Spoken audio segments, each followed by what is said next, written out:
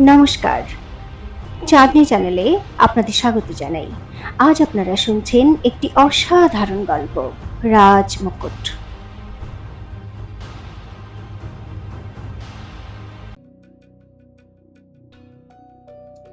চন্দ্রাবতীর রথ এবং ওর সঙ্গী সৈন্যদের ছোট দলটাকে চারদিক থেকে কিছু মুখোশধারী ঘোড়সওয়ারের দল ঘিরে ফেলেছিল। এটা তো দস্যু লুটপাটকারীদের দল, আর এরা সংখ্যায় তো অনেক বেশি। ভাবতে ভাবতে চন্দ্রাবতী তাড়াতাড়ি রথের পর্দা নামালো আর সারথিকে আদেশ দিল, রথ তাড়াতাড়ি জঙ্গলের পথে নিয়ে চলো। সারথি দ্রুত রথের গতি বাড়ালো। চন্দ্রাবতীর কাছে এখন দস্যুদের সঙ্গে লড়াই করার সময় বা শক্তি কোনোটাই ছিল না। কালনাগিনীর বিষের প্রভাবে ও খুবই দুর্বল হয়ে পড়ছিল, আর মুখোশধারী লুটপাটকারীদের মোকাবিলা করার জন্য ওর কাছে খুবই কম সৈন্য ছিল। সেই জন্য ওর কাছে এখন অগ্নিসিংহের আস্তানে পৌঁছে যাওয়াটাই সর্বোত্তম রাস্তা ছিল। কিন্তু তখনই মুখোশধারী দস্যুদের দল রথের কাছে এসে পৌঁছল। দাঁড়াও! একজন মুখোশধারী চিৎকার করলো, না হলে তোমরা সবাই মরে যাবে। আমরা শুধু মহারানী চন্দ্রাবতীকে নিয়ে যেতে এসেছি। একথা শুনে চন্দ্রাবতী চমকে উঠল। তার মানে এরা আমাকে অপহরণ করতে চায়? কিন্তু কেন? ও একথা ভাবছিল, তার মধ্যেই ওর সৈন্যরা মুখোশধারী দস্যুদের দিকে ছুটে গেল। সারথীও দ্রুত রথ জঙ্গলের পথে এগিয়ে নিয়ে গেল। সৈন্যদের হঠাৎ আক্রমণ দেখে লুটপাটকারীরাও সর্বশক্তি দিয়ে ওদের উপর ঝাঁপিয়ে পড়ল। লোকসংখ্যায় বেশি হয় দস্যুরা তাড়াতাড়ি সৈন্যদের বাগে আনতে পারল। একদল লুটপাটকারী রথের পিছু নিয়ে রথে তীর বৃষ্টি করতে লাগলো। রথের সারথি আর ঘোড়ার সারা শরীরে তীর বিঁধে রক্ত পড়তে লাগলো। দ্রুত ছুটে যাওয়ায় রথ একটা গাছে ধাক্কা খেয়ে ভেঙে পড়ে গেল। কিন্তু ততক্ষণে চন্দ্রাবতী লাফ দিয়ে রথ থেকে নিচে নেমে পড়েছিল। ওই যে মহারানী, ধরো ওকে! চিৎকার করে দুজন দস্যু চন্দ্রাবতীর পিছনে দৌড়ালো।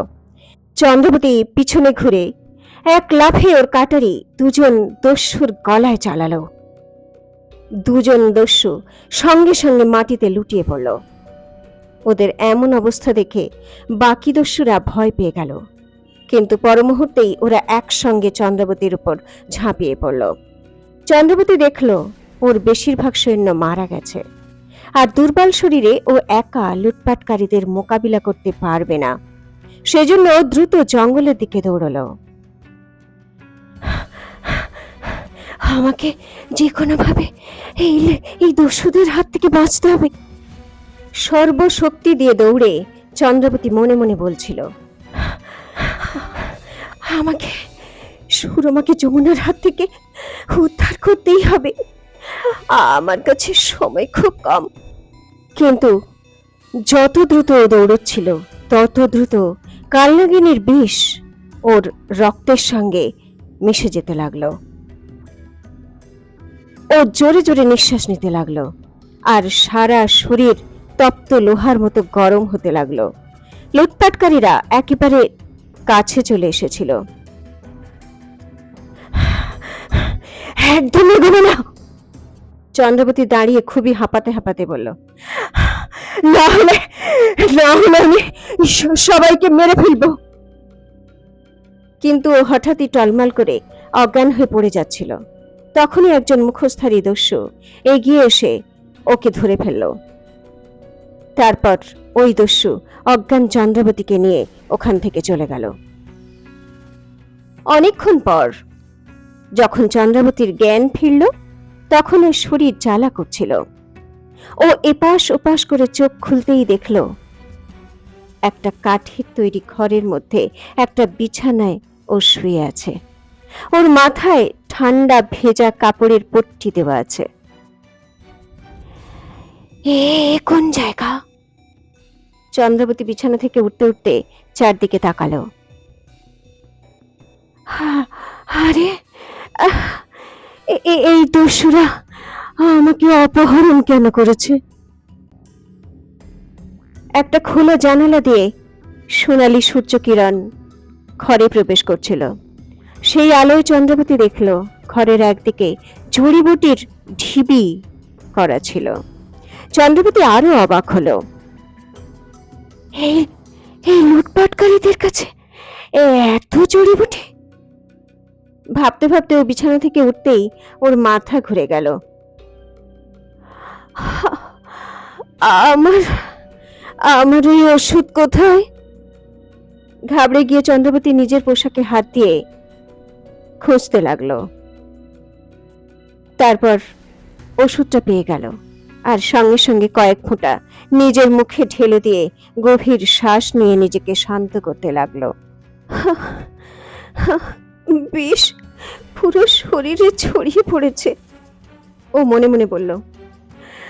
এই ওষুধ আর বেশিক্ষণ কাজ করবে না। যদি তাড়াতাড়ি বিষের ওষুধ না পাওয়া যায় তাহলে এই বিষ আমার প্রাণ কেড়ে নেবে। এমন সময় ঘরের দরজা এক ঝটকায় খুলল আর একজন মুখোশধারী ঘরে ঢুকলো। তাহলে জ্ঞান ফিরেছে মহারানীমার? মুখোশধারী ওর কাছে এসে বলল। চন্দ্রবতী পিছিয়ে গিয়ে বলল, খবরদার, একদম আমার কাছে আসবে না। মুখোশধারী ওখানেই দাঁড়ালো আর হেসে বলল, হাহা, আপনি আমার কাছে বন্দী মহারানীমা, তাও আমাকে সাবধান করছেন? আপনার এই বীরত্বকেই তো সম্মান করি। নেন, এই ওষুধটা খেয়ে নিন, আপনি খুবই অসুস্থ। একথা বলে মুখোশধারী একটা কাগজের পুড়িয়া চন্দ্রবতীর দিকে এগোলো, কিন্তু চন্দ্রবতী ওর দিকে তাকালো না। কে তুমি? ও কঠিন স্বরে জিজ্ঞাসা করলো। কি চাও আমার কাছে? মুখোশধারী এক পলক চুপ করে থেকে গম্ভীর স্বরে বলল, কারোর প্রাণ বাঁচাতে হবে তোমাকে। এ কাজ একমাত্র তুমিই করতে পারো। চন্দ্রবতী চিন্তার স্বরে বলল, কে সে? তাতে কি আসে যায়? মুখোশধারী চন্দ্রবতীর দিকে তাকিয়ে বলল, তুমি চিকিৎসা শাস্ত্রে পণ্ডিত, তোমার কর্তব্য তোমার দক্ষতা দেখিয়ে অন্যের প্রাণ বাঁচানো। ওর কথা থামিয়ে দিয়ে চন্দ্রবতী রেগে গিয়ে বলল, আমাকে আমার কর্তব্য শেখানোর তুমি কে? আমি কার প্রাণ বাঁচাবো আর কার প্রাণ কেড়ে নেব সেটা আমি ঠিক করব। আর তুমি আমাকে জোর করে তুলে এনেছ, তারপরেও চাও যে আমি তোমাকে সাহায্য করব? কখনো নয়। মুখোশধারী যেন একটু চিন্তায় পড়ে গেল, তারপর ধীরে বলল, তুমি কি এই মুখটা দেখার পরও অস্বীকার করবে চন্দ্রাবতী? চন্দ্রাবতী চমকে উঠল। দস্যু ওর মুখোশ খুলে দিল। চন্দ্রাবতীর সামনে একজন 24-25 বছরের যুবকের মুখ দেখা গেল। চন্দ্রাবতীর চোখ স্থির হয়ে গেল। ওর মুখ খুবই পরিচিত ছিল। সুমন সিং? ও খুবই অবাক হয়ে বিড়বিড় করল, তুমি কি আমার ছেলেবেলার বন্ধু সুমন? এ কথা শুনে যুবকের মুখে হাসি ফুটে উঠল। চলো, তুমি চিনতে তো পারলে আমাকে। সুমন নামের ওই দস্যু বলল, আর তার জন্য আমি তোমার কাছে কৃতজ্ঞ। না হলে রাজমহলের সাধারণ দাস দাসীদের খেই বা মনে রাখে। চন্দ্রবতী একথা শুনলই না।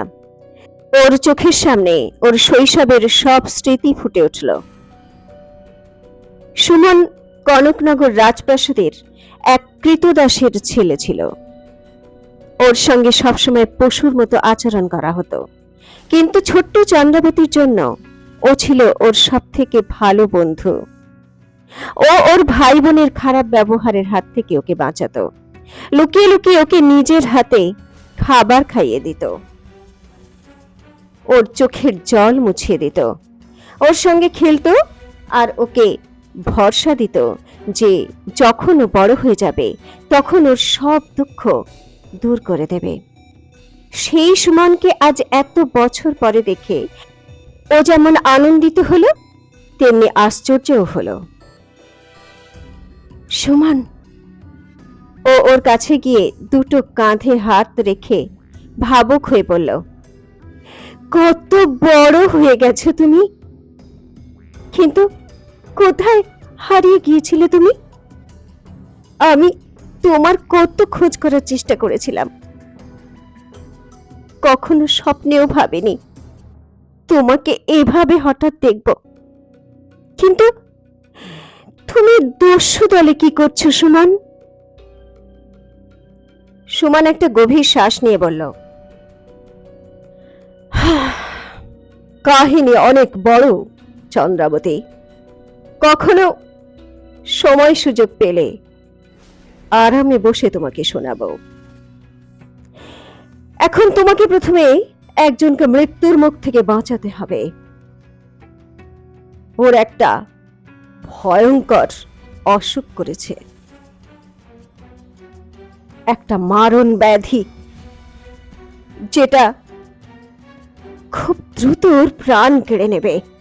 আর আমার কাছে সময় খুবই কম, তুমি আমার সঙ্গে এসো। কথা বলে ও ঘর থেকে বাইরের দিকে গেল। চিন্তিত চন্দ্রাবতী ওর পিছন পিছন গেল। চন্দ্রাবতী এখন যেখানে ছিল সেখানে যেদিকে চোখ যায় ধু ধু মরুভূমি ছাড়া আর কিছুই ছিল না। ধু ধু মরুভূমির মধ্যে উঁচু পাঁচিলে ঘেরা একটা ছোট দুর্গের মধ্যেই ছিল এই দস্যুদের আস্তানা। সুমন চন্দ্রাবতীকে নিয়ে দুর্গের অলিগলির মধ্যে দিয়ে যেতে লাগলো। এখানে কোনায় কোনায় মুখোশধারী পাহারাদাররা দাঁড়িয়েছিল।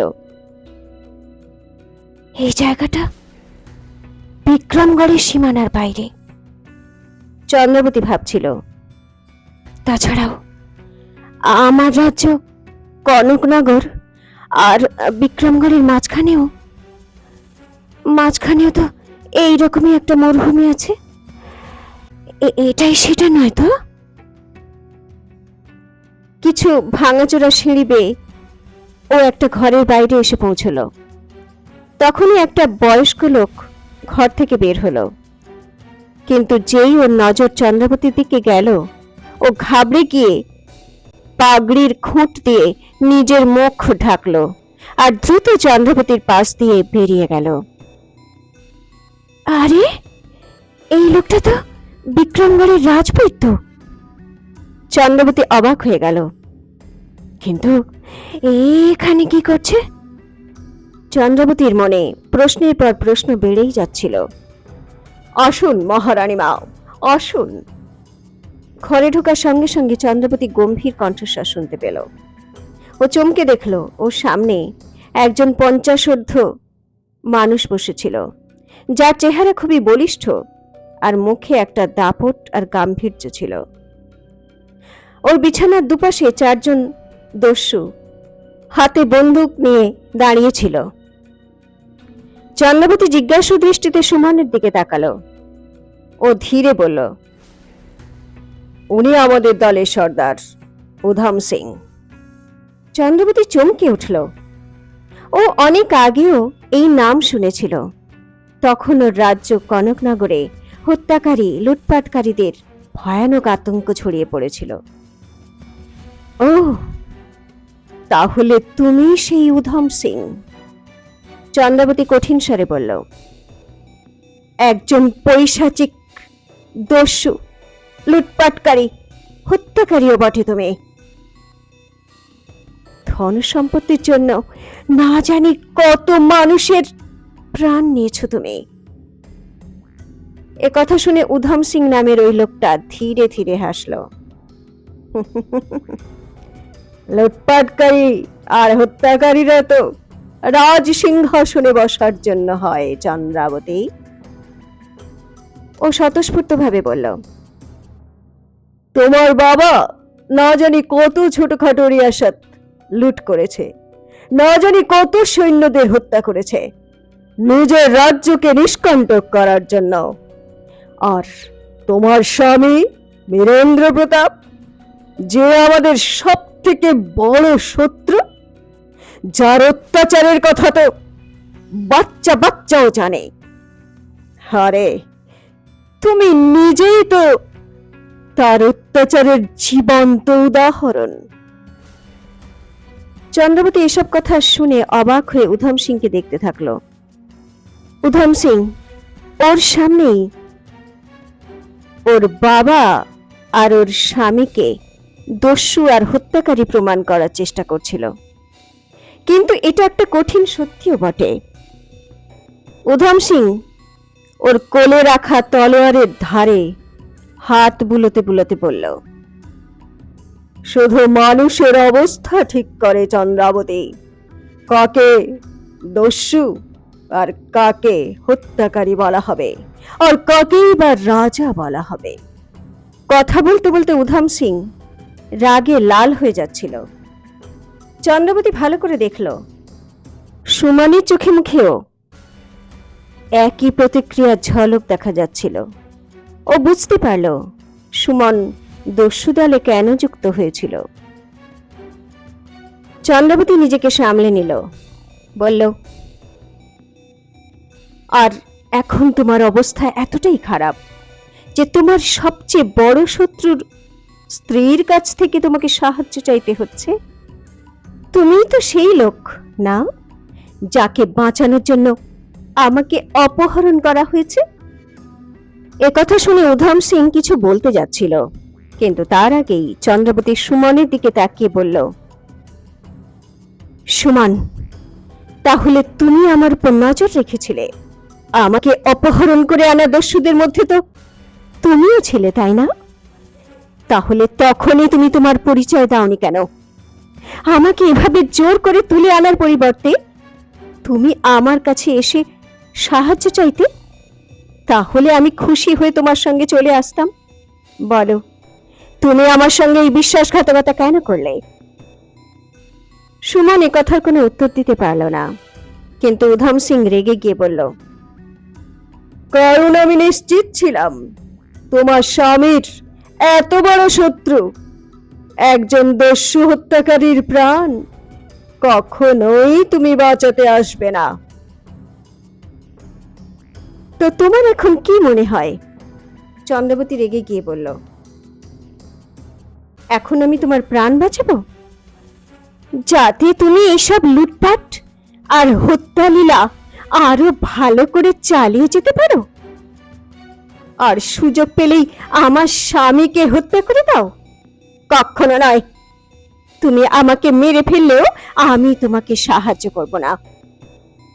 একথা শুনে উধম সিং রেগে আগুন হয়ে গেল, কিন্তু হঠাৎ ওর খুব জোর কাশি শুরু হয়ে গেল। ও বিশ্রীভাবে কাশতে লাগলো। সুমন সিং ওকে সামলাতে এগিয়ে গেল। উধম সিং নিজেকে সামলে নিয়ে বলল,